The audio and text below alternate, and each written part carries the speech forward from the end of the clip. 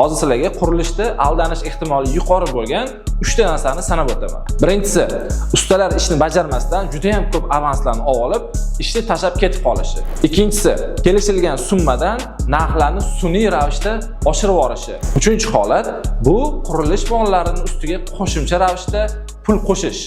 Bu video qurilish qilmoqchi bo'lganlar uchun foydali bo'ladi.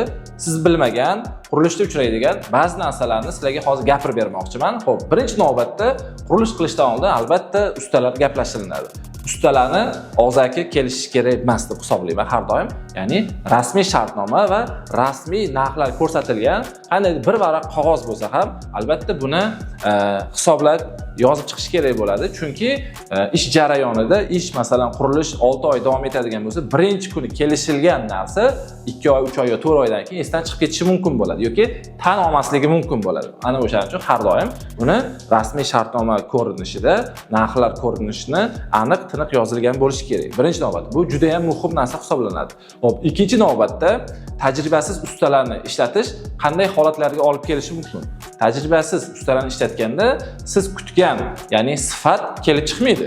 Ya'ni arzon narsa bilan qimmat effekti olib bo'lmaydi. O'shaning uchun har doim biz tavsiya beramizki, tajribadan o'tgan va sinovdan o'tgan eng professional ustalarni ishlatish kerak bo'ladi. Ana o'shanda sizni qurilishingiz siz xohlagandek chiqadi. Va uchinchi navbatda har doim arzon ustalarni yoki arzon brigadalarni qidirish kerak emas. Ya'ni qurilishda bir gap bor, ya'ni arzon va qimmat degan narsa yo'q. Tajribali va tajribasiz ustalar degan naql bor. Aynan shu narsaga e'tibor berish kerak bo'ladi.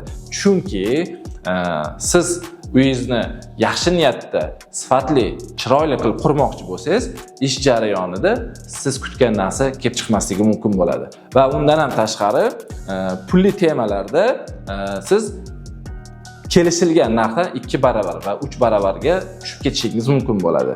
Xo'p, keyingi yana sizni nimalar kutadi qurilishda? Siz bilmagan holatlarda qurilish mollarini ustiga aynan stabjenislar bo'lsin, ustalar yoki prorablar bu narsa bu sohada uchrab turadi. Yo'q emas, kam bo'lsa-da bor bu narsa, ya'ni qurilish mollarini ustiga qo'shimcha pul qo'yish. Deylik masalan 100 ming so'mga olingan narsani отчетda 120 ming so'm yozib ko'rsatishlar uchrab turishi mumkin. Aynan shu narsalardan ehtiyot bo'lish kerak, chunki bu qurilishning ajralmas qismiga aylanib qolgan. Bu bir necha yillardan beri davom etadigan holatlar. Aynan mana shu narsalarga e'tibor bersangiz, sizni qurilishingiz sifatli va o'z vaqtida va xarajatlar sun'iy ravishda oshib ketmagan holda chiqadi. Bundan ham tashqari, bizni tajribamizda uchragan narsalarni bittasini kes qilib hozir gapirib bermoqchiman. Biz bir obyektga borganimizda biz o'zimizning narxlarimizni ma'lum qildik. Deyarli bizning narximiz qimmat emas edi. Bizdan keyin yana bir brigada kelgan, birinchi, ya'ni shartnoma tuzish uchun arzonroq narxni ko'rsatishgan. Uy egalariga bu narsa yoqqandan keyin aynan ular bilan ishlashni lozim ko'rishgan va ishni boshlashgan. 1 oy o'tar o'tmas narxlarni sun'iy oshirish boshlangan. Ya'ni bu narsa narxi oshdi yoki bu narsa biz kelishilganda yo'q edi, bu qo'shimcha ish bo'ldi, qo'shimcha yana bir narsalar deb deyarli biz bergan narxdan 30% ga narxlarni oshirib olishgan.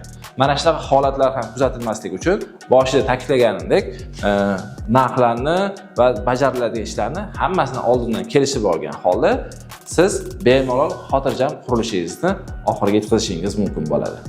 Hali siz qurilishni bilmagan eng kerakli ma'lumotlarni berib boraman. Bizni kuzatishda davom eting.